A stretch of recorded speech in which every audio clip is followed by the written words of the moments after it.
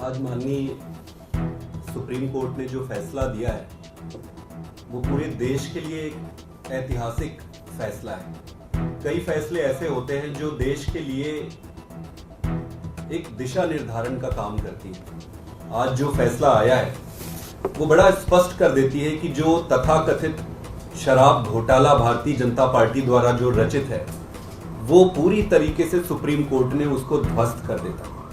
Supreme court में जाने से पहले इस पर special court PMLA special court का ऑर्डर आया था। उस ऑर्डर को पढ़ने पर किसी भी व्यक्ति के मन में ये संदेह नहीं रहेगा कि भाई ये केस क्या है। उस ऑर्डर में 3-4 चीजें बड़ी स्पष्ट लिखी हुई है। पहला कि कोई पैसे का लेन देन नहीं हुआ है। दूसरा, पैसे की कहीं एक चवन्नी की बरामद नहीं हुई है। तीसरा, अरविंद केजरीवाल जी का और पार्टी का दूर दूर से किसी चीज में कोई नाता ही नहीं है। जब करप्शन ही नहीं है इस पे तो नाते का सवाल ही नहीं है।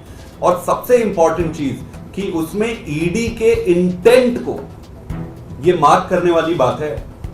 कोर्ट के ऑर्डर में ईडी के इंटेंट पे बड़ा क्वेश्चन मार्क लगा है कि ईडी जो है बड़े एक मैलिफाइड इंटेंट के साथ काम कर रही है। ये बहुत बड़ी बात है। जब कोई एक एजेंसी अपने खोटे नियत के साथ किसी पक्ष के साथ व्यवहार करती है तो वो बहुत गंभीर विषय हो जाता है। स्पेशल कोर्ट के बाद मुद्दा आज सुप्रीम कोर्ट में आया। सुप्रीम कोर्ट में एक बड़े प्रश्न पर विचार किया जा रहा था। और बड़ा प्रश्न क्या था? वो बड़ा प्रश्न ये था कि क्या ये पूरे का पूरा अरेस्ट ही इलीगल है। तो कोर्ट ने अपने तरीके से अध्ययन करके इसको बड़े बेंच के पास भेजा है। जो भी होगा वो देश के लिए अच्छा ही होगा, दिशा निर्धारण होगा आगे। लेकिन कोर्ट ने इंटरिम बेल ग्रांट किया है अरविंद केजरीवाल जी को।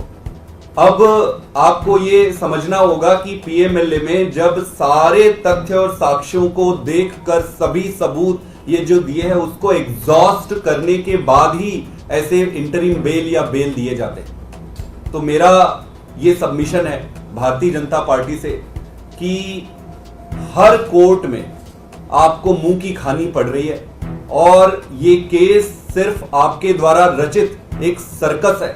तो इस सर्कस को बंद करिए।